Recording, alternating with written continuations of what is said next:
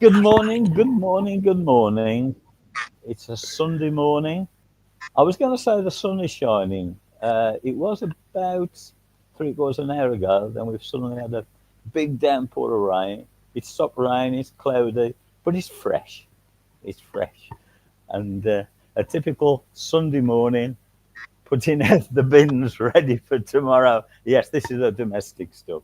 Anyway, um, I'm looking forward to the show. And with me, as always, is my good friend and colleague, David Parry. Good morning, David.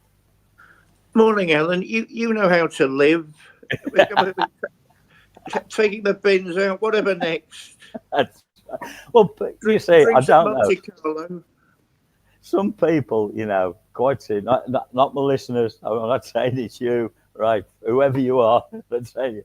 But some people actually think that because you either do what we do or you're on the radio or whatever, that you don't do normal things. I don't know what they think you do with your life. But the bins have to be emptied, don't they? Well, it's weird. You've had me. Jean Marsh, the actress, has been on my mind for days. It's Oh, yeah, yeah. who played Rose in Upstairs Downstairs. She actually wrote that series. People Oh, don't did know she? that she actually wrote that series, and you've just reminded me why she wrote it. They used to watch those big BBC historical dramas like Poldark and all that sort of stuff. And of Yeah, course, you just see the gentry. And yes. Jean Marsh said in an interview, "Oh my, whoever changes the beds, Yes. who does that? Who does any hoovering?" So she thought that was so funny. She wrote Upstairs Downstairs, where you suddenly had a view of what people do ordinarily in their lives. That's brilliant. That's absolutely brilliant. Yes. She was a bit of a tour de force. It's a great shame she's not remembered for a real talent. That was a genuinely clever and interesting person. Yeah, and that series was a brilliant series. We watched it. Yeah, really It good. on the out, I agree with you 100%, Alan. On the outside, it looked very innocent, but on the inside, I always thought there were lots of social daggers there. I mean, the two worlds never really met. They never really interacted. As a kid, like every kid, because everyone had it on. What was it on a Thursday evening? I can't remember. Oh God, it's upstairs, downstairs again. It was only with hindsight that I suddenly thought, hang on, there's a lot going on there about ordinary people and what we're not allowed to do. What we are allowed to do and what we're not allowed to do. And you Yes, think that's very, very clever indeed, because of course that's wrong. I mean, the only thing in the series which I remember to this day that shook upstairs was when the Titanic sunk, and Lady Marjorie, the lady of the house, of course, was one of the victims. And all of a sudden, that world, the upstairs world, started coming to an end. And of course, that is what happened historically. It's, yeah, the early yes, 1900s, all around that period. I'm not saying exactly, when, but that's when yeah, yeah, Victorians, late Victorians, Edwardians, I mean, you get the First World War coming along, you get a series of things which shake that world. And I suppose you're going to yes, start asking, well, hang on, was it really worth keeping? If you look at the early episodes of Upstairs, Downstairs, I mean, they know Upstairs knows who the names are of the people who work downstairs, but they don't know anything else about them. And you think, well, that's just wrong. that's right. Yeah. Apart from Hudson the Oh, butler. before we carry on, Well, apart from well, Hudson the just before we butler. carry on, Dave, yeah, sorry, David. Yeah. Yeah, what were you saying, Now, Alan? I'm only interrupting because Dave Moriarty's con said, unfortunately, he can't be all of the show, but it's good that he's joined us. Thank you very much indeed, Dave. It's probably because he's got to put the bins out. Oh dear. Nice to see you, Dave. You traitor. Stay for these shows. Oh dear me.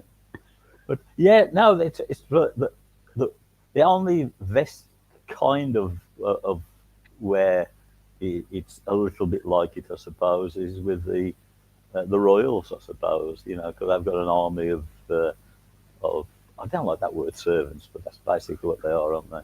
That is what they are. Let's not avoid the reality. That is what they Yeah, are. yeah, you know. And there was a series on the TV. I don't know when it was, about a week ago, something like that, about the royal family. It was on about Princess Anne, and that was very interesting actually.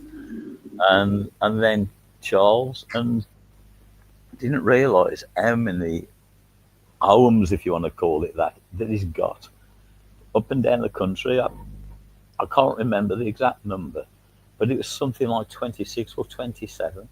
You only think of the main ones that are, it's talked about, but he's got them all over the place in in England, Wales, Scotland, Northern Ireland, you name it.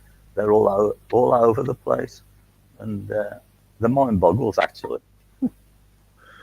Yeah, I mean, it's probably wrong to open that conversation with me. I'm not one of those great royalists. Yeah, there's too much class division in this country still. A lot of people want it to come back, not to go away, but they always tend to be the people with a lot to gain as opposed to a lot to lose. No, if we're going to have a king, let's have a proper one. He's certainly not being a proper one at the minute. He's just a puppet of Parliament. And I mean, What do you mean, like you mean like back in Henry VIII's day? So if Well, Keir no, Starmer he something wasn't wrong, either. that's something Well, that could no, actually be because edited. not really, no, because he wasn't really a proper king either. He was a businessman with lots of jewellery who did anything on a whim to make more money.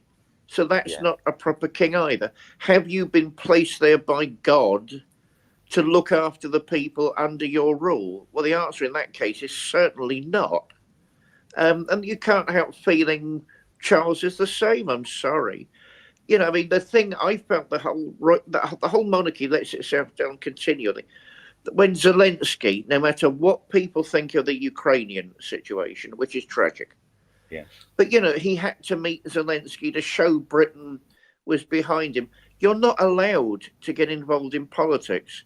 Even if they told you you've got to meet him, you should have said, no, I'm not allowed to get involved in politics. I think it's disgraceful what they do, and they don't hold up a standard, which is I can deal with that family. Rather like the Dutch monarchy. I mean, they embody something like a constitution, like a way of life. I can go along with it if they're doing that. They're not doing that. And people with all that money turning up and waving and expecting even more money to be thrown at them. No, I mean that. For me, even if I was a monarchist, and I'm not, I think the world's too old for kings and queens nowadays. But even if I was, I'd want it to be a real monarchy, not a rich family showing everybody how rich it is and rubbing it in their faces. So I'm probably not the best person to talk to on that, Alan. yeah, fair enough. And I was joking about the king and Starmer. if, any, if anybody takes me seriously, I'm not. It was a joke. Now, they go through the pomp and ceremony of that the king or queen of the day is the head of the country, but it's just symbolic, isn't it? There's no real power there. I'm not saying that their thoughts, that their words aren't listened to at times, but they've got no actual real standing in that sense. But I suppose people can argue that they bring, a lot of money into the country with tourism, etc. So Yeah, and would those people stop coming if they had to go to a museum instead? No, they wouldn't. no, perhaps you're right there. Perhaps you're right. I've no time for that institution. I'm sorry. We need to change the subject. Right. Okay. Sometimes it's good to talk about a subject that isn't palatable. Sometimes. Yeah, I mean, I think you like them, and that's okay. But I know because You know, I mean, there are examples of monarchies elsewhere in the world that sort of do work. We I are yet again we're an example of something that doesn't. um oh yeah, a very happy Father's Day to everybody out there who is a father. I hope you're going to have a lovely day. Um, but no, when you say I like the Royals, I'm in two minds to be honest. Um, I I like to know what's going on. I like to watch it, but you know, as I say, I was watching, thinking as individuals. I was watching it about Anne, and I might be wrong here, but she just come over as if she's a caring person. With the king, I still find it very hard to come to terms with the way that he's treating Diana. And his queen now, Camilla, I'm sorry, I just can't. Every time I see her, I think, I know it takes two to tango, but I think, hang on a minute, you know. Um, the thing is, what they do in their private life is up to them, but unfortunately, their private life is public. Um, you know, people up and down the country. Uh, you know, there are people, a lot of people having affairs, breakups of marriages, and etc. But it's private, isn't it? And not many people get to know about it, except for you know friends and colleagues, etc., and family. But in their case, it's just all over the world. Everybody knows about it. So anyway, but going on to more um, everyday things, I was telling you before we come on air. Anna and I had a wonderful day yesterday, I don't think. On our way to see our grandchildren we hadn't seen for about 2 months. We get halfway there and my car breaks down. Turbo, all this grey smoke coming out of it. Dear me. And got roadside recovery. It took it took 4 hours, 4 hours for them to eventually rescue us properly.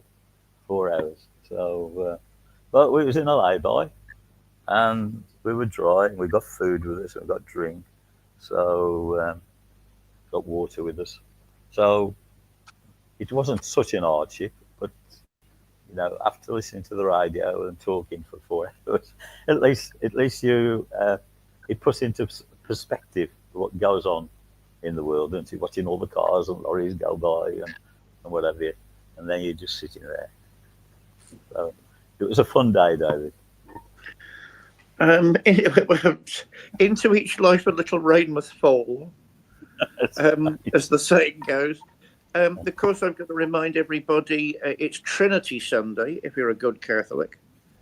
One of the great mysteries of the Church, where we remember God is three things and not just one thing, which is one of the central beliefs of the Christian tradition. Um, you know, a remarkably profound day for reflection, if that's what people have any time to do anymore and not just flatter themselves about nothing in particular. And yeah, I mean and also I suppose I should mention that our wonderful church, the OCAC, the Yes. Old Catholic Apostolic Church, is holding a synod, one of its synods in Edinburgh in a few weeks' time. Sadly, I won't be able to attend for academic reasons, actually. But Alan, I don't think you can go as well. Now, and the thing is, I'm in the middle of having a course of injections in both my eyes, um, and I will be having injections just before the synod, so I won't be able to go myself either. It basically, you know, it affects me for a week, 10 days after I've had them done. For anybody listening, it sounds horrendous, I know, but it isn't that bad. Having it done, you don't feel any pain. They numb it all properly. It's afterwards. It's like you've come down with a terrible cold in your eyes, and they just water and water and water for days. And so, because of that, under your bottom eyelid, you know, the bottom uh, uh, and going down from there, it becomes red raw from all the water coming out of your eyes. So you know. So no, I won't be recovered in time to be able to go, unfortunately. Yeah, but what were you telling me? You might be at one later in the year. I mean, it's all the Yeah, others are well, too far away for us. yeah, well, the one in Swindon, I think it's sometime in September, is it, or something like that. That's not too far away. That's probably about an hour and a quarter from where we live. So that's a possibility. But I mean, from where I live here to Edinburgh, I've done the journey by car lots of times, and it always takes about 5 hours to get there. So anyway, I hope it's really good for them, and it's good that OCAC have brought it to Scotland. Yeah, I mean, I'm part, of course, nowadays of OCAC Scotland, and I think we're making leaps and bounds. I mean, OCAC is remarkable as a church anyway. It's got lots of weird and wonderful people in it. We're all different, but we all work together. I mean, not many people can say that nowadays. And yeah, it's quite a unique little church. So, Yeah, I think we welcome anybody to come and visit or get involved and see what we're like. But no, I mean, it's wonderful it's happening up here. It's just a shame that other people change their diaries, which is the reason yes, a hoist on a petard, not of my own making. So originally I was planning to go, and I could have gone, but other people have changed their diaries, and there are certain things I can't avoid doing this year, and yes, don't want to avoid doing this year. So I was actually sort of stuck at the last minute, thinking, "Oh, that's a real shame, but I won't be able to go." yeah. It's well, that's it, isn't it? Not everybody can fit in, you know. But I think that there should be enough people to go there to make it a worthwhile experience, a joyous experience for everybody. Oh, I think we'll all have a wonderful time, and I know Bishop Adrian's planning to lots of church visits, and I mean the main day's the Saturday. Yes, The Sunday's the service of worship with some of our Christian brothers and sisters in a different denomination. So that's lovely. I mean, the Friday evening's the sort of sightseeing bit. People are arriving in Edinburgh and looking about and yada yada yada. And the Sunday sort of breakfast and farewell, hail and farewell. But no, yeah, they're always light-hearted and energised, and lots of people with lots of plans doing different things, and so you get to meet old friends and learn about what they're up to. It's a wonderful, wonderful time if you get the chance to go. But so I'm actually quite sad we won't get the chance to go because as Hebrideans, we certainly can't really go to things down south. It's just too far away. yeah. It's a how can you put it? It's a shame, but in some ways, it's a blessing that you're out of all the rat race, isn't it? There, except for in the summer when all the tourists arrive. Yeah, they bring it with them. They can shut off. So yeah, I mean, it's a great blessing, Alan. We made that the choice of getting away from all of that. That was part of our reasoning. Do we really want to be surrounded by that forever? The answer really is no. So that this was our chance to, because who knows if we could have done it in 5 years. Life moves on. So we got the chance to go, and we thought, right, let's take it. It's a risk worth taking, and we've not been disappointed at all. The quality of life here is incredibly high. I noticed some of the people writing blogs who aren't from this island talking about this island are describing us as windswept, treeless islands. I think you've got the wrong one in this I think they particular are. case. I might be talking about Orkney, which Anne and I have been to, and there's only one cluster of trees on the island, but then the rest, it isn't just flat. There's some slightly rolling hills, but perhaps they're on about there, but they're certainly not talking about views. I think down south there's a certain fixed opinion of what the Hebrides are like, and of course, as you said, Alan, the islands are very, very different. Yeah. And I mean, this was holiday central in Victorian times, so it's certainly not Bute. with a stately home and all the rest of it. I love it. But no, I love it if you. I love it if you talk to some American people, and they say, "Oh, I know so and so lives in London. Do you know him, or do you know her?" Oh, yes, yes, of course they do.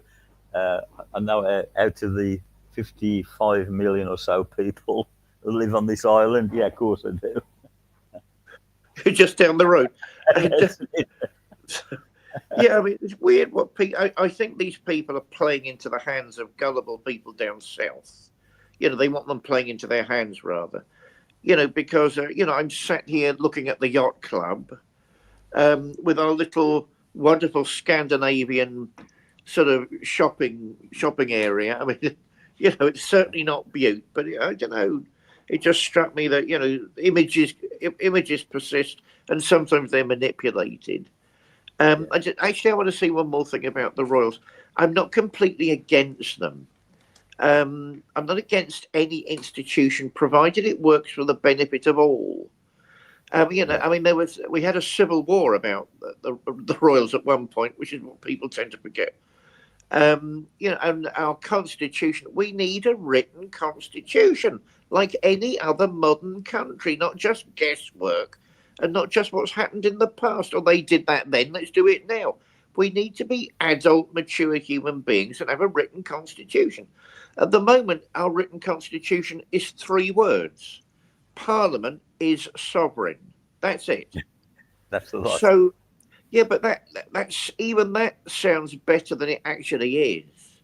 So if everybody wants one thing, but Parliament doesn't, Parliament is sovereign. So hang on a second. You people are there because we've put you there. Yeah. You see what Yeah. I mean? That's why it Yeah. all needs to be drafted out and so such and such means so and so.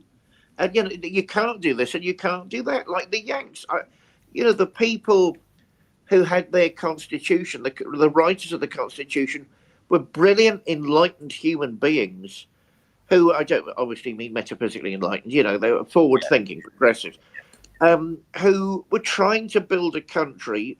Whether they did or not is a different issue, and I don't want. That's a sideline. We're not talking about that. What they were trying to do was build a country literally for the benefit of all of its citizens. That strikes me as something worth doing. But we can't do that because all we have at the moment is Hansard. Everything said in Parliament is recorded and written down. Every single thing. So that's why people appeal to it sometimes to say, look, so and so said that 300 bloody years ago. I mean, no, Right. that's not good enough. That is not good enough. And I think the monarchy wants to play a clever game. They know they won't be pinned down by documents if that doesn't happen. So, stop playing politics. Not only are they the victim of politics, as I said a minute ago, because I'm willing to bet that was Starmer saying to Charles, you go and meet him. I bet it was, which he couldn't, which he shouldn't do. And both of them were in the wrong if that happened. But, and also these plutocrats, otherwise known as royals, are playing the game that I don't want you to know what my assets are, which you would if there was a written constitution. So, as taxpayers, I would like to, because people forget they're all international business people in their own right. Now, I'm not saying that there's anything in error with that. There's nothing wrong with that. Okay. But how much are taxpayers paying you on top of all of that? And why are we paying it? And I think that's an important thing to know. So it's true that they don't have much real power. I mean, they open Parliament, they close Parliament. Although I think there's more than you were suggesting. But maybe we're not talking about that. Maybe we're talking about why are we paying you all this money? I'm not saying we never will. We'll never pay a penny to them. But why are we doing it? And I think you need to start being honest and above board with what we're paying and why we need to pay rich business people on top of what they're getting already. What do you think, Helen? I can't argue with that with you at all, David. I agree. You, in some senses, you could say it's obscene. You know, and when you think about the wealth there, and then and then you come down the pecking order, and you got people who are struggling to survive day by day, and then you got people who are homeless, because the system is they haven't got enough money to pay the rent or whatever, so they end up being kicked out. They've got no family to go and live with or whatever, end up on the streets, and the councils are so stuck for money that they can't rehouse them. And then, of course, you've got the problem of the migrants coming in. I'm not on about the ones who need protection because they've been persecuted. I'm on about the thousands that come in here every year who are just looking for a better life. I don't know why they think it's so wonderful here. I mean, all right, it's better than where they are. Totally understand that. But that grass greener thing, and they're willing to risk their life coming over 26 miles of water to get here. Yeah. But there's all this wealth, and it doesn't really trickle down. I say it's very hard. There are some generous multi-million or billionaires who do their part in trying to help society, but then there's a lot who are just thinking about themselves, David. Oh, again, completely agreed. I mean, this is where the old libertarian in me comes out. So I'm not saying these people shouldn't have those positions. I'm not saying people shouldn't have wealth. I'm not saying people shouldn't progress. That, of course, wouldn't have been the original socialists would have agreed with me, by the way. All that's changed out of recognition. Because they were part of the forces of progress at one point. I'm not sure I'd say that about them now. But, you know, the idea driving all of us back in the day was to do with unfairness. You know, nobody's saying you can't inherit this and you can't inherit that, but why should other people be on the back foot because of that? That's what people were saying. Now, with the socialists, it went into the direction of sort of cultural and political engineering. Old liberals, old libertarians don't like that. I mean, I don't like that, because where does it lead to and where do you end up? That's the trouble with all that. But, you know, we were thinking, well, no, I mean, there's a recent example. One of Charles's palaces had some roof damage. So the first thing he did was write to Parliament for us to pay for it. Why? Why? That's your private residence. I can't remember which castle it was. Not all of them are. Some of them, at least part owned by the state. They say some of them are completely owned by the state. Not all of them. So, you know, if we had a written constitution, we would be able to know if that's a building owned by the state and if it's worth our while to pay for the repairs. But if he's just issuing orders, I'm the monarch, this needs paying for, you lot pay for it, absolutely no. What do you think, Alan? Yeah, I mean, the one that I think everybody knows is owned by the state is Buckingham Palace.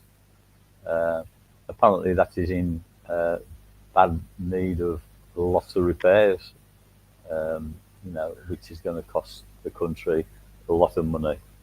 I believe that is totally owned by the state. But like Windsor Castle, Sandringham, what's the name of the one up in Scotland?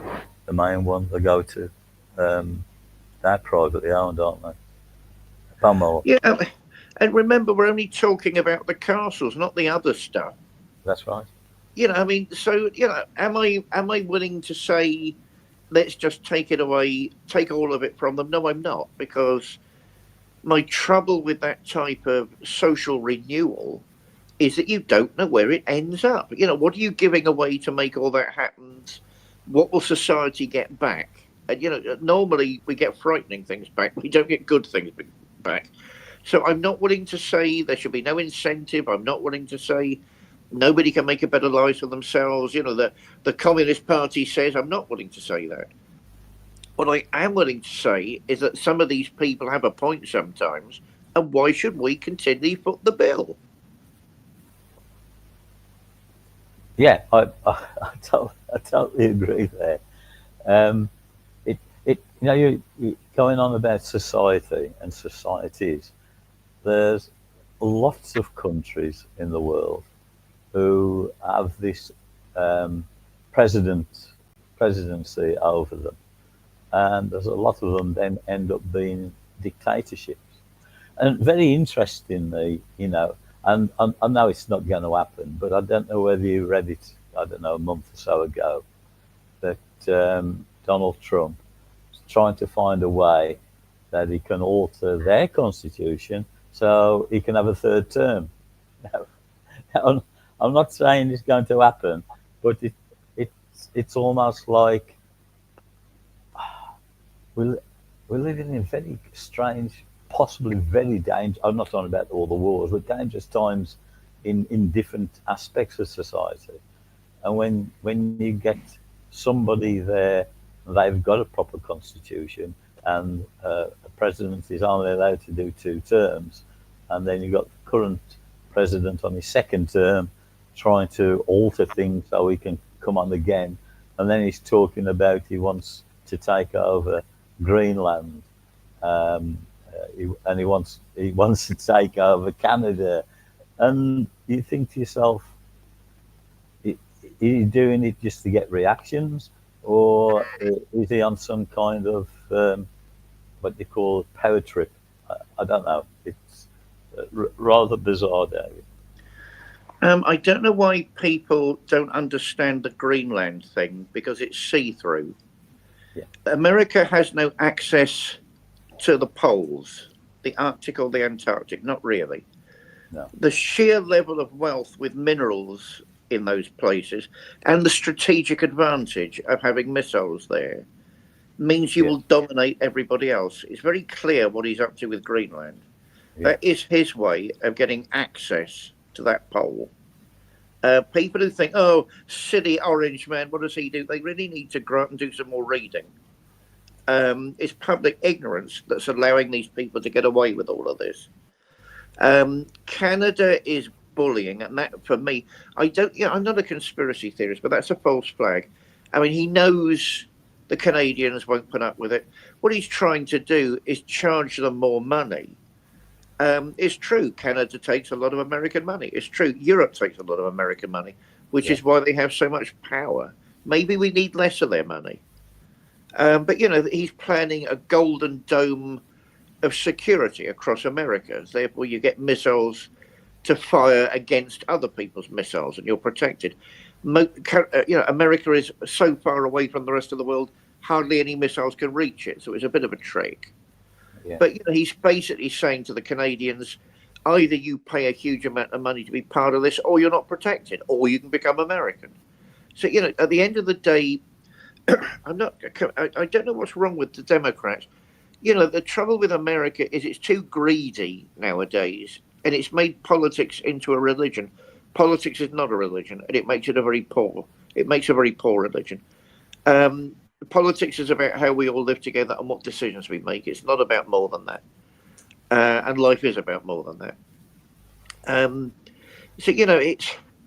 He's a businessman. He makes lots of bad decisions. He's made 1 or 2 really good decisions, actually.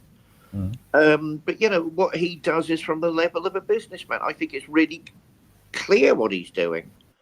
How we want to deal with that is up to us. I mean, the America I love, and believe it or not, there was a time when I loved America, has gone.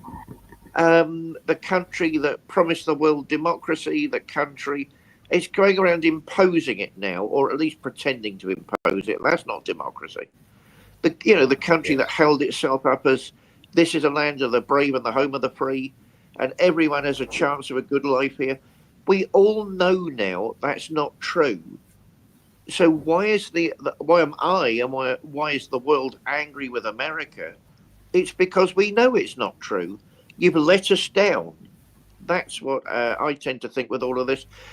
He would carve up the Constitution. Believe it or not, he seems to be looking at Putin as an example, who carves up their Constitution whenever it gets in his way. So Trump now wants to do the same thing in Yankee land. Either you people over there take these things seriously or not. And either money is your god or it's not. And if it is your god, you take the consequences. What do you think, Alan? Now, everything you said there makes a lot of sense. I did understand about the Greenland thing. Its strategic position. I mean, when you look back in history, I mean, Alaska was Russian, and they, at the time they didn't think it got any value at all, so they sold it for almost like a peppercorn fee to the Americans. So that's how Alaska became American. And of course, you've got the situation where you've got the United States of America, then Canada, and then you've got Alaska, United States of America again. It's like the United States is like splitting, I can't say half, but in you've got one section, then another country, then another section. And I suppose looking back on it, I suppose it's like the Chinese Hong Kong thing, that we ruled, if you want to use that word, Hong Kong for such a long time, and it became a thriving democracy. And then when we come to the end of the lease with China, and they could see how successful and money generated, they didn't want to extend the lease with us. So now they're starting to impose their doctrines on the society.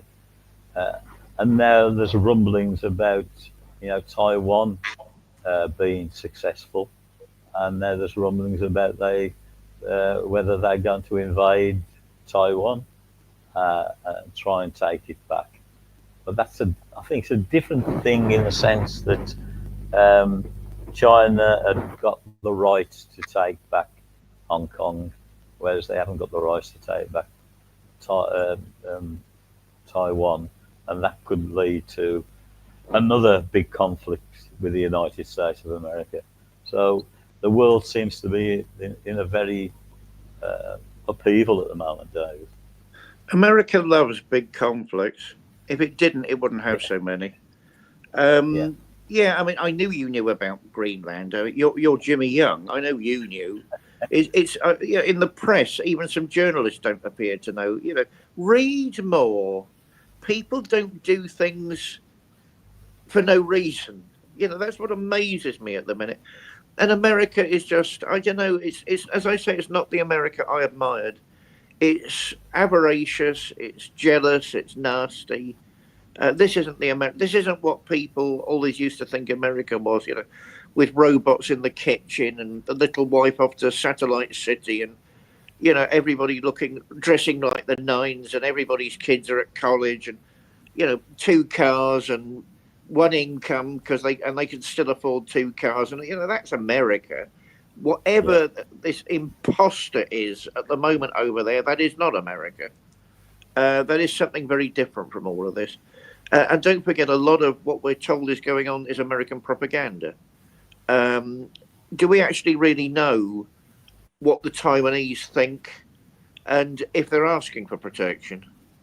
We've got to be a bit more careful than just assuming everything America says is correct, because it's caught out on its lies all the time. Yeah. And remember, I'm not talking about the real America, which I still believe is there underneath. I'm talking about the opportunist America that Wall Street has managed to build in its place. Very, very depressing. I mean, we can't avoid talk of wars and the rumours of wars. Yet another conflict has broken out, tragically, for all sides. Yes. So, I mean, all we can do really is say, if you believe, no matter what you believe about the politics, if you believe there's any point in praying, I'd urge you to pray to that which you find sacred for peace to be restored in the Middle East, because too many people are being hurt and too many people are suffering. And I'm not taking sides because I don't think that helps. But, there's too much distress and there's too much pain. Actually, I think there might be real reasons why the West can't get directly involved. I think that whole situation is much more complex than they're saying on the news. Yes. But you know, we can all be human, and we can at least do that for each other and wish each other well, and you know, really hope these hostilities finish as soon as they do. What do you think? As soon as they can. What do you Yeah. think, Ken? I totally agree there. And I was just thinking, a friend of Anna and I's, his name's Anthony, lives in London, and I've known him many years. Um, and it was on about Iran. Oh, this is going back years ago. And he said that he used to work in Iran, and he got an Iranian bank account out there and everything. And of course, the rumours were there that the Ayatollah was going to take over the country. So he got his money out of the country, and he he was on the last um, passenger civilian plane out of Tehran before the uh, Islamists took power. He says it was quite frightening actually. He says I can't tell you how relieved I felt when we'd taken off and got out of Iranian airspace. He said that was a really close call, um, and then of course we all know what followed. I mean, on about different cultures and how the way things are.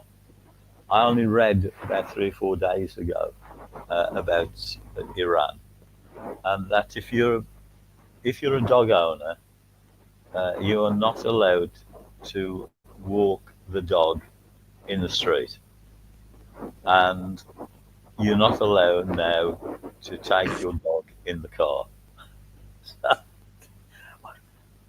I don't know. I mean, Yeah, again, I'd be careful of what people are saying, Alan, and how much of it's real and how much of it is garbage. yeah, I'm married to an Iranian, of course. yeah, yeah. Well, Dad's all Like, right.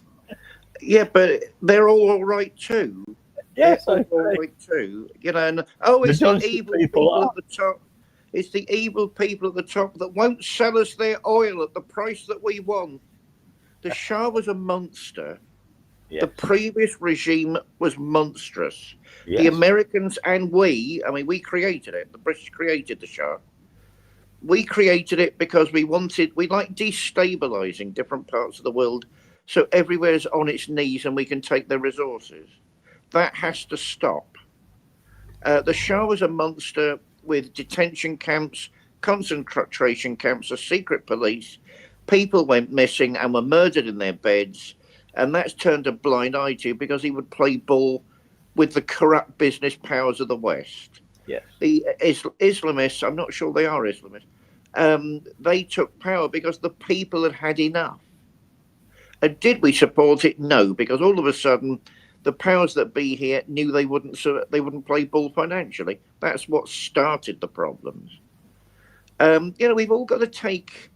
It depends what people think about the world. I mean, if they want to swallow half truths, it's up to them. But don't expect the world to become a peaceful place. It never will be.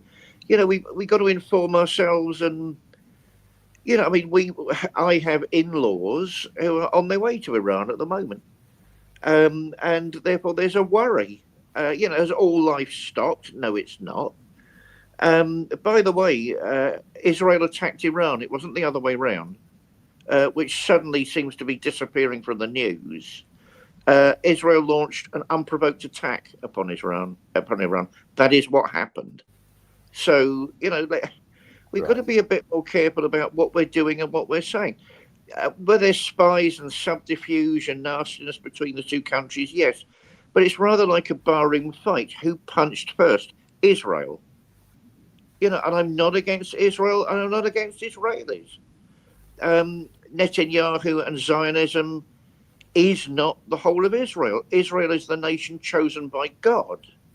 God spoke through the Jews. He didn't say he was speaking through Netanyahu and Zionism. That's what I mean. We've all got to get. If I think of the Jews, I mean, I know lots of Orthodox Jews, and I used to have them as very good friends of mine, who cannot stand the state of Israel. They think it's blasphemous. I think that goes a bit too far. although I'm not a Jew. We've all got to be more mature in what's going on and what's happening, and not just take the sides of a gang in a schoolyard. I've noticed American reactions to the bombings. I'm for Israel. What you mean? Even when they're in the wrong, they're human beings. They can be in the wrong too. This won't lead to a peaceful world unless we can be more rational and more humane in our dealings with each other. I'm afraid we're going to be living in hell much sooner than everybody wants to think. What do you think, Alan? I was just coming into my mind was, amongst all this talk about kings, queens, presidents fighting, etc., where do you think spirituality and the different church denominations come into this? Do they have a part to play to be able to help the world to become a better place? Or are a lot of religions helping to create the conflicts? Well, I mean, religion's always a mixed bag, isn't it? I mean, it's not uniformly bad, but it's not uniformly good. I think that's a moment of inspiration on your part, Jimmy Young.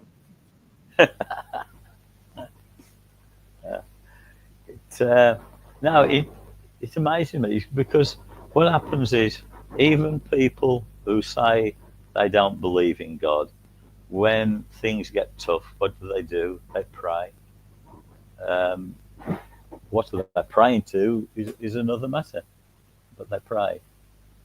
For some reason, you're coming up twice on my screen. I don't know why. Can you hear me, David? Hello?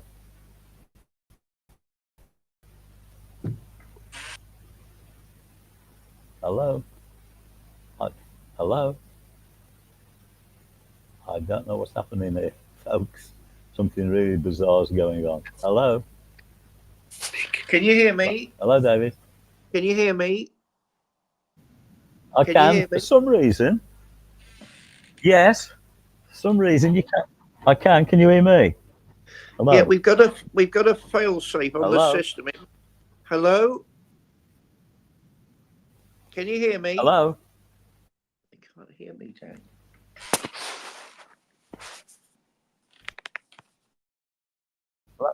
I can, David, yes.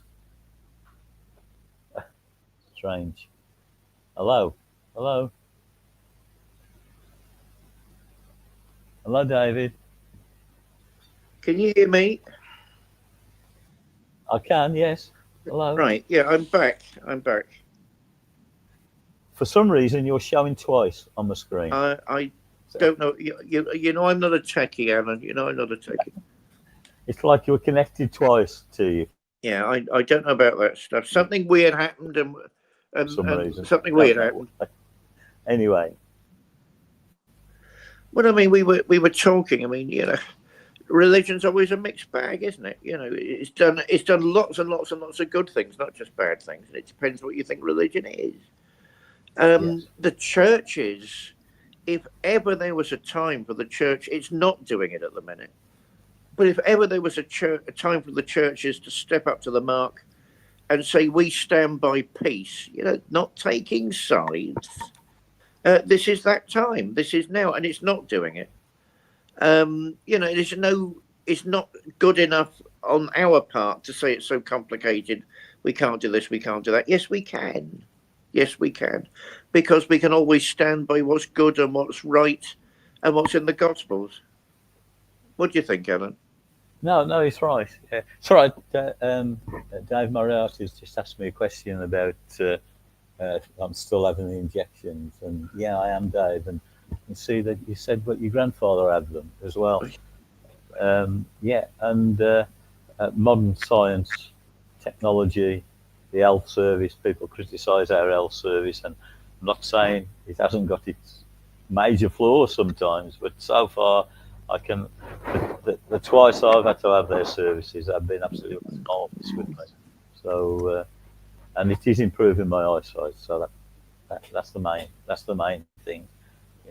Years ago, you'd have no option, and you'd go blind, wouldn't you? So I say I do praise people, scientists, and I praise God as well.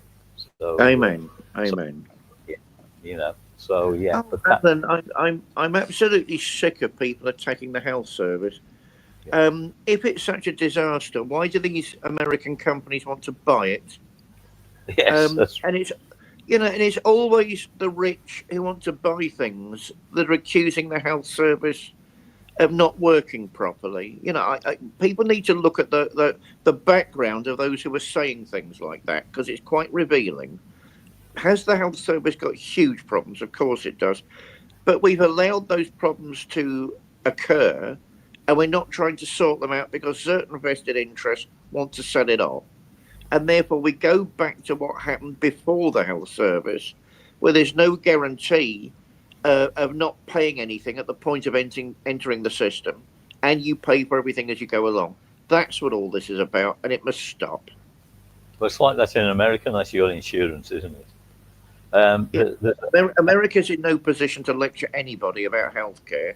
There's a friend of mine. I haven't spoken to him for a while. Named Craig, and um,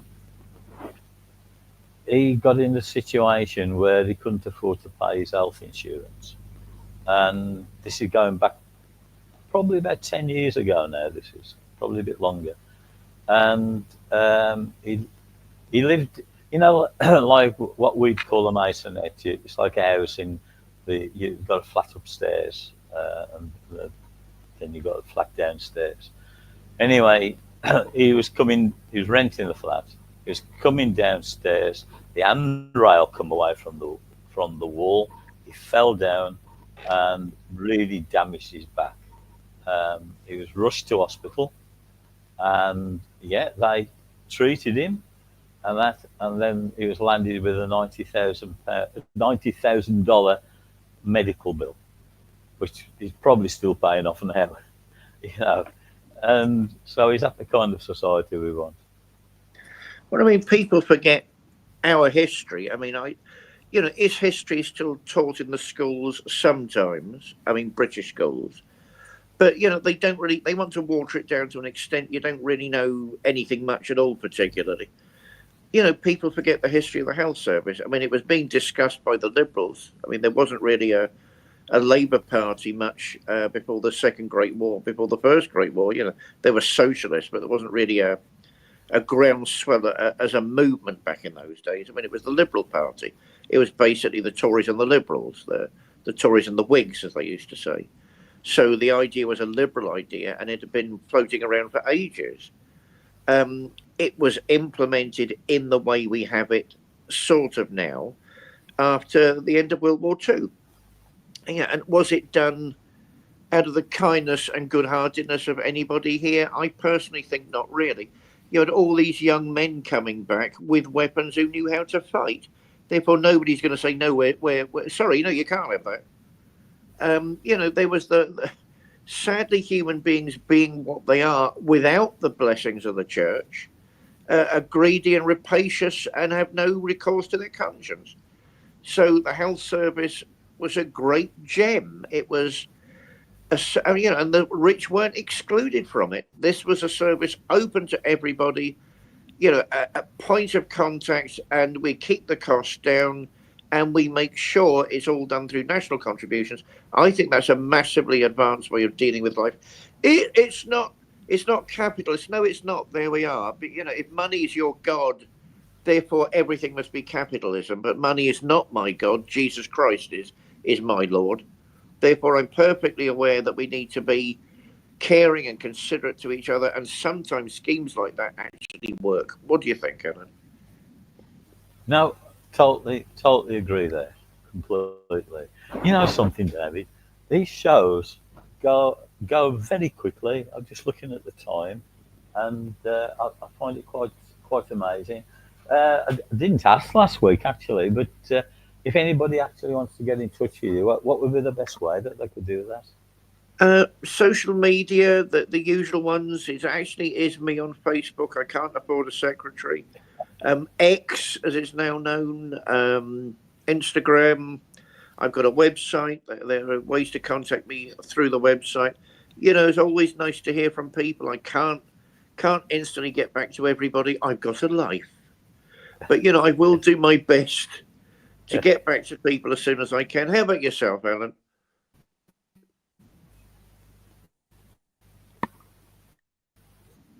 Yeah, that's right. Yeah, well, understandingspirit.com. Yes, I'm on Facebook. I'm on X, Instagram, LinkedIn. I don't know what else, though. Most of them. Most of them are. What's it, Pinternet? Yeah, I've just started to go on there. And what's the other one? Reddit? I think it's Reddit. That's, yeah, that reminds me. Yeah, the frog goes in for a drink and a cup of coffee, and it's got shelves with books there. So, well, you got books there? Says, yeah. He says, why are you interested? Yeah, what have you got? He presses out this book and he gives it um, to the frog, and the frog says, read it, read it, read it. I'm sorry, it's a terrible joke. Oh my God, that is you being Jimmy Young. Anyway, on that strange finish, and the sun's come out. My goodness me, 50p has been put in the meter. So until next week, God willing, we will be back again. Thank you for joining me again, David. Always a pleasure, Alan. Okay. Okay. Well, God bless. Now, this is the part, right? I have it every time. What happens? I'll tell everybody what happens, why it takes me ages. It's got a red button with white writing on, and it says end broadcast. So then I click on the wait for it to do it again, and then it'll finish. So I'm finishing. Bye.